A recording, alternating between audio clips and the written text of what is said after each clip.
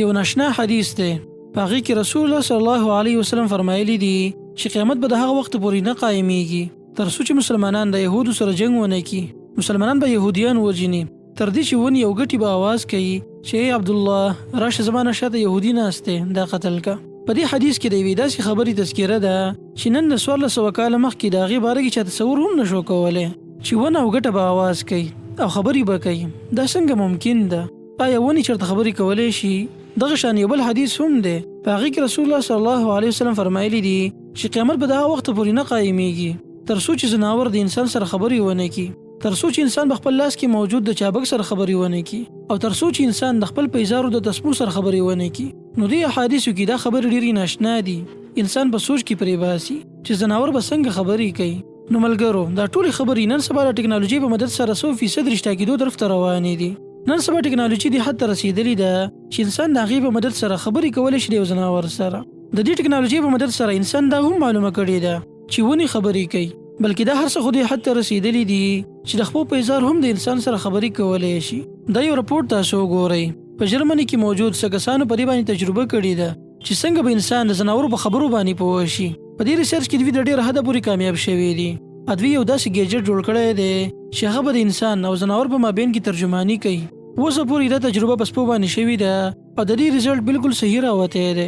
یعنی دا ماشین د یو سپي غوسه، دغه خوشحالي او هر قسم احساسات انسان ته رانقل کولی شي. په دې ټکنالوژي باندې کار روان دی او په مستقبل کې دا نور هم ایډوانس کېدلی شي. بل یو تجربه په هاتي باندې شوې ده د آرټیفیشل ټکنالوژي په مدد سره، او دغه ریپورټ نه دا معلومه شوې ده چې واقعي ځناور د یو بل سره خبرې کوي په یو خاص انداز کې، او دا هم معلومه شوې ده چې هاتي خپل بچو ته په نومونو سره آواز کوي. په دې ریپورټ نه داسې نور ډېرې خبرې معلومې شوې دي د هاتي باره کې. نو په ځناور باندې دا ریسرچ صرف شروعات دي، مستقبل کې به دا نور هم ایډوانس کیږي. اوس راځو دې ته چې آیا ونې خبرې کولی شي؟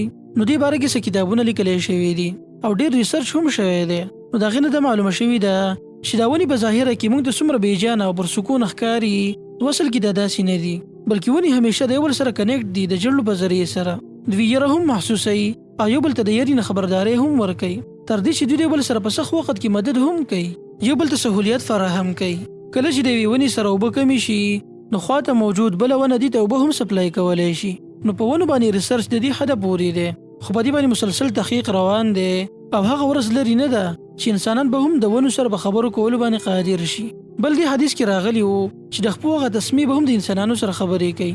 نو نن سبا هم یو داسې بوټ تیار شوی دی، په دې کې ډېر فیچرز موجود دي.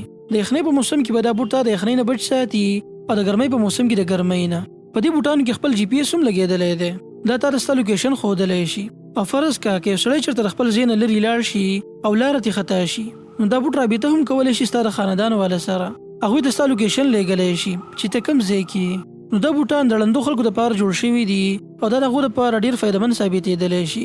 یعنې په دې باب کې د ټکنالوژي دا زور د دې حده پورې دی چې انسان د بوټ سره خبرې کولی شي، او دا خبره څه لرې نه ده چې د هر څه به دې تسمې ته راواوړي، او بیا به د بوټ په ځای باندې تسمې هم د انسان سره خبرې کوي. نو ملګرو څومره حیرانتیا واله خبره ده. د نن 1400 کاله مخکې خو پرېږده، بلکې 100 کاله مخکې هم چا دا تصور نشو کولی چې ځناور، ونې، کمران او د پیزارو تسمې څنګه د انسان سره خبرې کولی شي. دا خبر چې انسان واوري نو حیران شي. په دې خبرو سره د مسلمان ایمان سیوا کیږي او ته به داسې محسوسي چې د الله رسول چېرته زموږ سره خواته ناست دی او موږ ته د دې زمانې باره کې خبرداری راکوي. نن سبا زمانه کې خاص کر ای آی ټکنالوژي ډېره ایډوانس ده. تاسو سوچ وکئ، په کمپنۍ کې یو ریپورټ جوړ شي، په دې ریپورټ کې نه غوښه، نه هډوکي او نه څه وینه، لیکن دا ستا سره خبرې کولی شي، ستا د هر قسم سوال جواب درکولی شي، او هغه هم د یو اواز په صورت کې. په دې حدیث کې د الله رسول فرمایلي وو چې چابک به هم د انسان سره خبرې کوي. نو نن سبا بعضې علماو د موبایل ته هم صوت یعنی چابک ویلی دی.